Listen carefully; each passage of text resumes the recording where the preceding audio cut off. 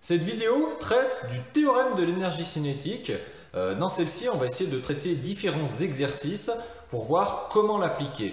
On commencera rapidement la vidéo sur une toute petite démonstration sur les deux formes que peut prendre le théorème de l'énergie cinétique et ensuite on verra dans quels exercices appliquer telle ou telle forme. Le théorème de l'énergie cinétique, c'est la variation temporelle de l'énergie cinétique. Alors quand on calcule l'énergie cinétique, attention, il faut le faire par rapport à un repère galiléen, c'est-à-dire un repère qui est fixe dans l'univers. Alors toute la difficulté bien sûr c'est d'en trouver un. Alors dans tous les cas que l'on va traiter en ingénierie, on considérera que tout ce qui est lié à la Terre est fixe. Et ça, cette variation d'énergie cinétique, elle est égale à la somme, c'est-à-dire à l'addition des puissances générées par mes forces extérieures sur mon système.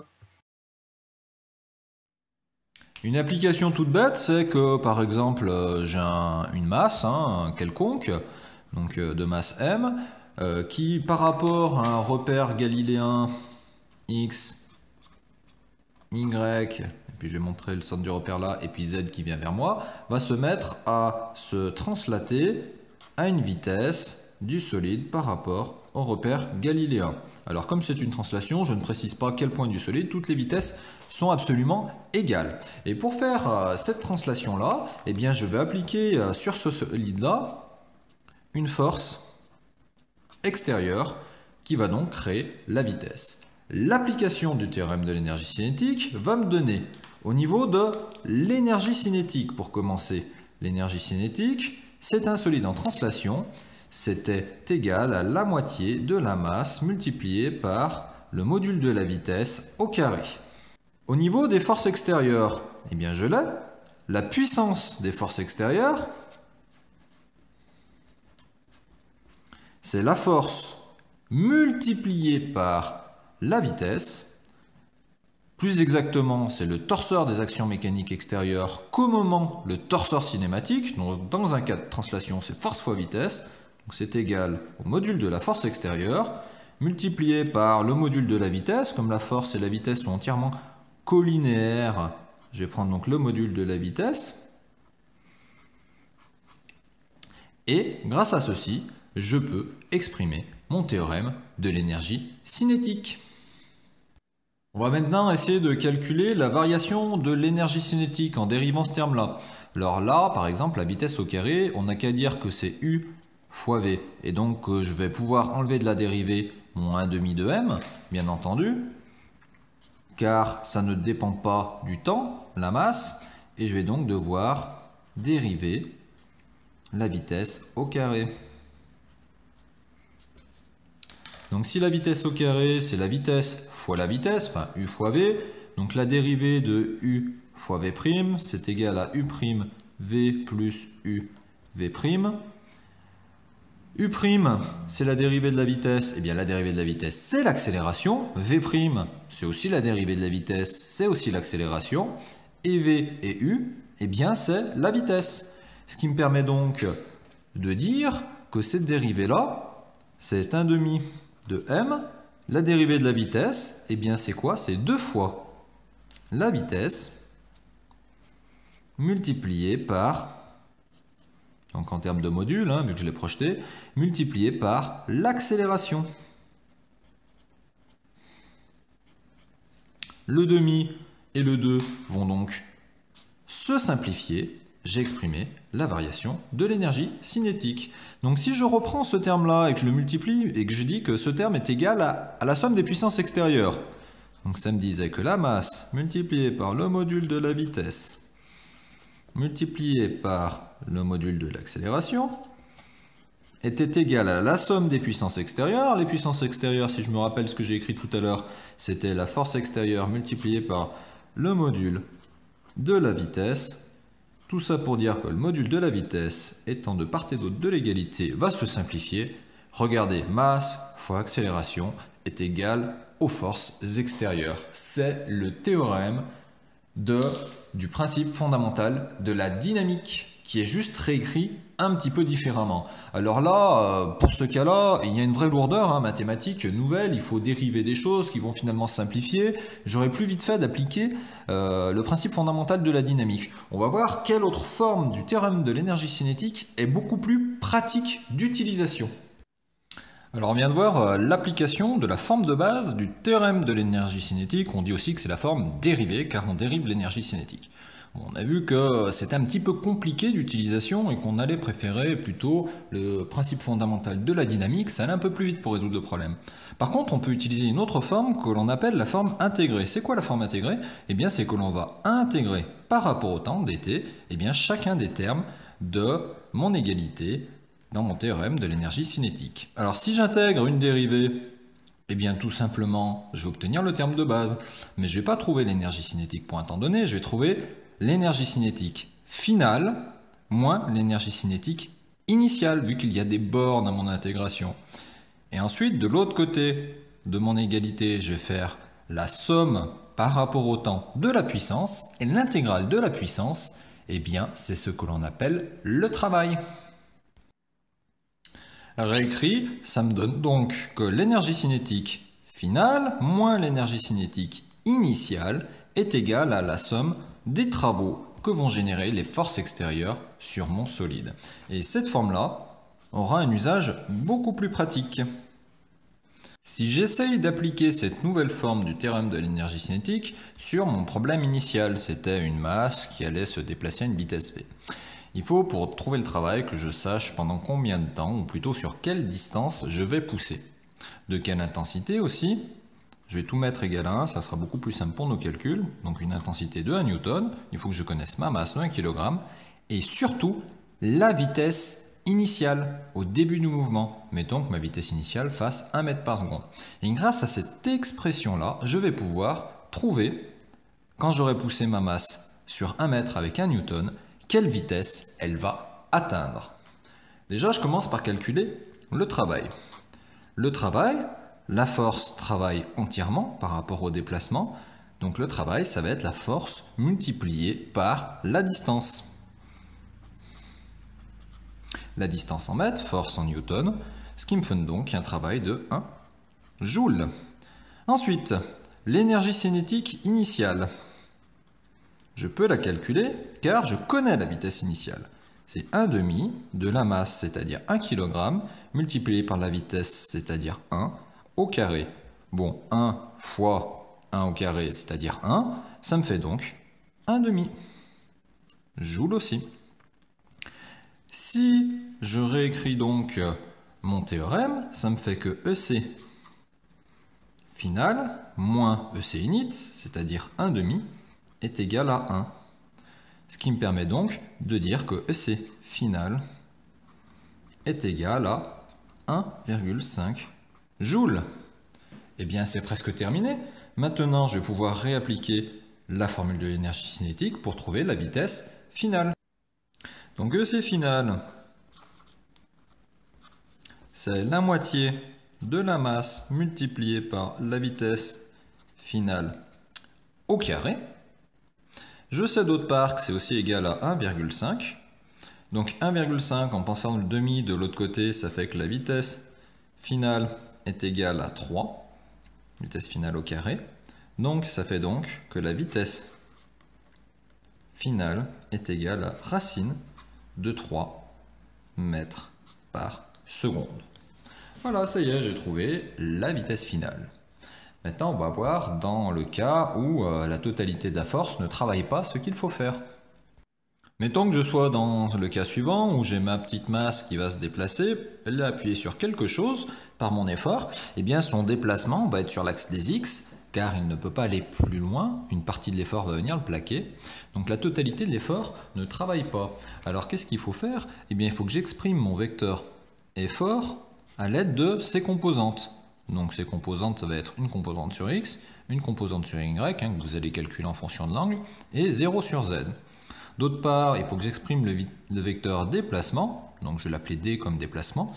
Le vecteur déplacement, eh bien, ça va être quoi? Ça va être la cote de x sur l'axe des x, 0 sur y, 0 sur z. Et calculer le travail, c'est faire le produit scalaire de la force multiplié par le déplacement. Le produit scalaire, c'est une projection.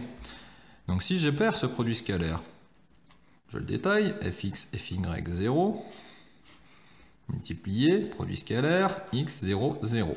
Produit scalaire, c'est la plus simple des multiplications de vecteurs. Comment j'opérais? Je vais faire fx fois x, plus fy fois 0,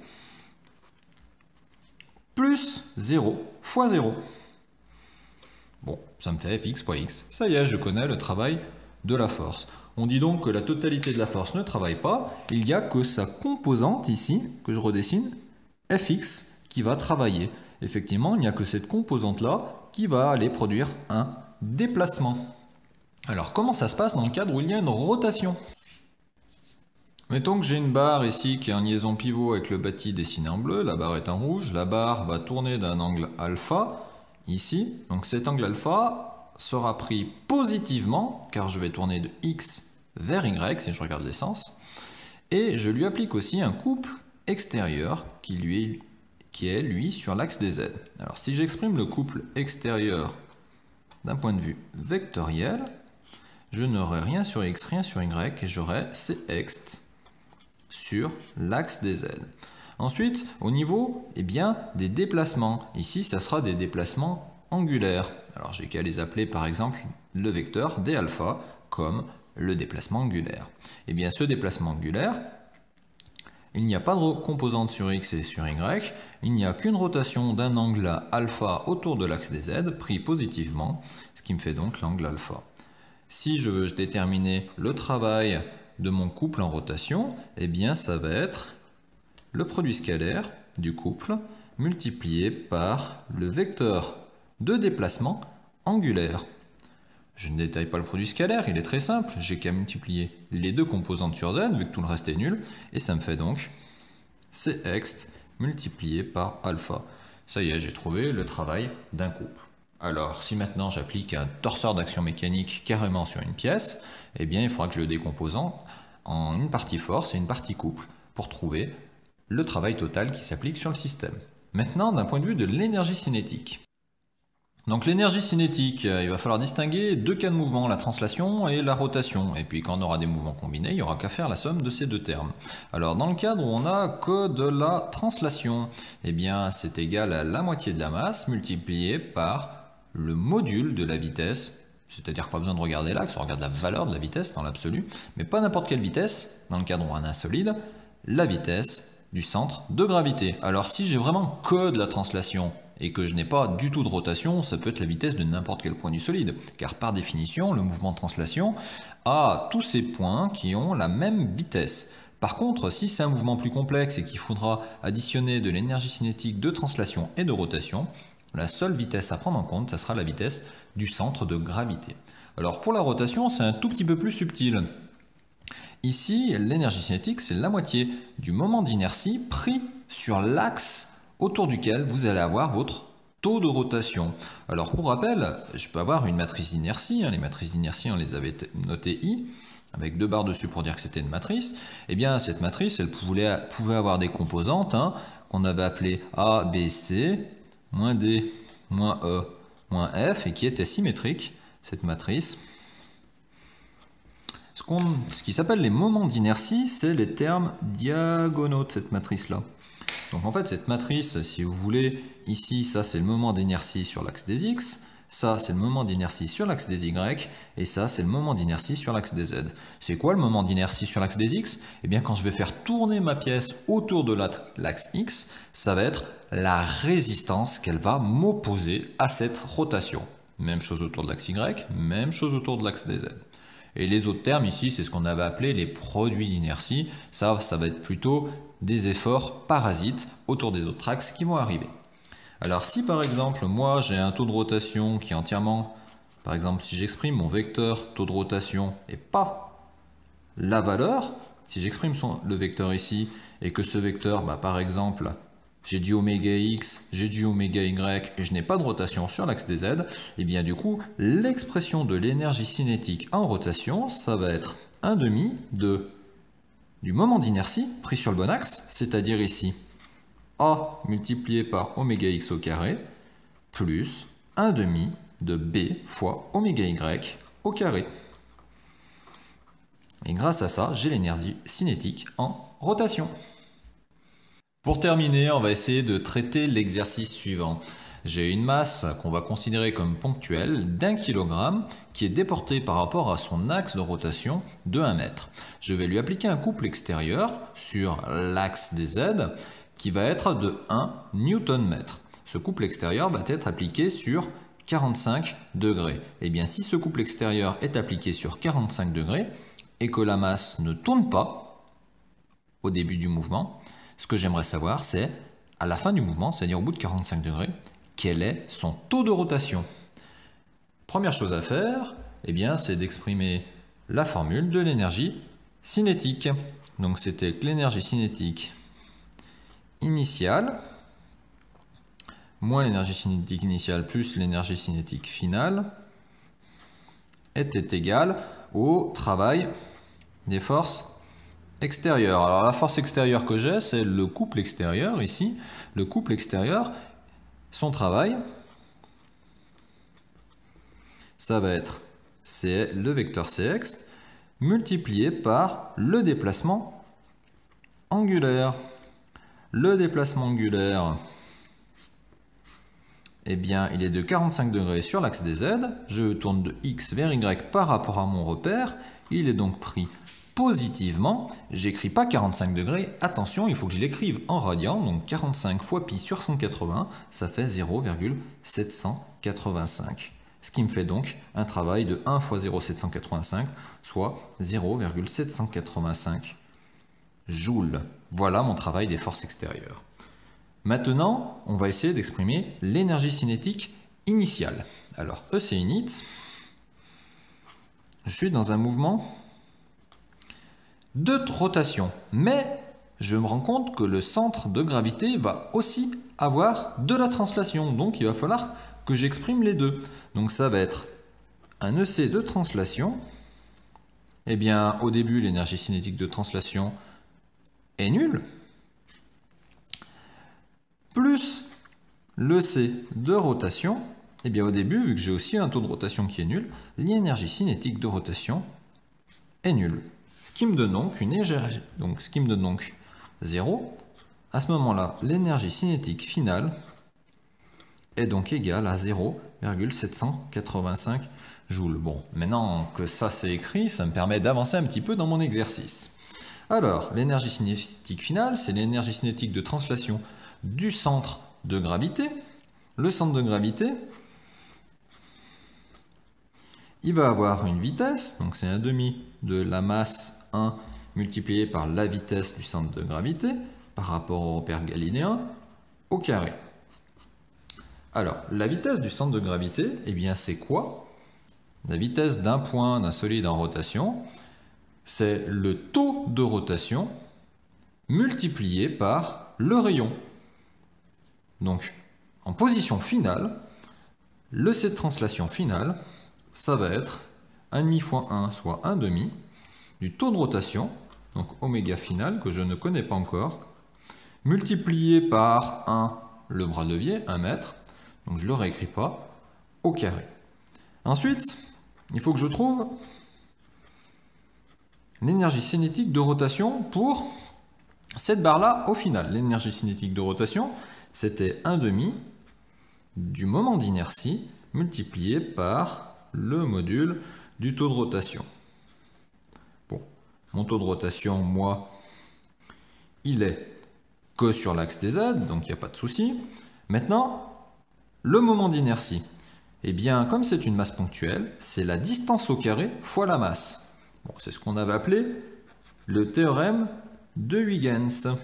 Quand j'ai une masse ponctuelle, je connais la valeur du moment d'inertie équivalent.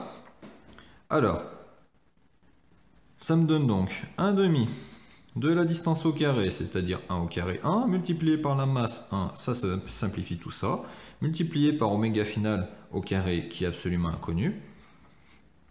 Donc je laisse oméga final au carré. Donc l'énergie cinétique finale, ça va être la somme de ces deux-là, et ça va être égal à 0,785 joules. Donc on additionne les deux termes qui tous deux font 1/2 fois oméga carré, ce qui me donne donc oméga carré égale 0,785. Grâce à ça, on trouve le taux de rotation oméga.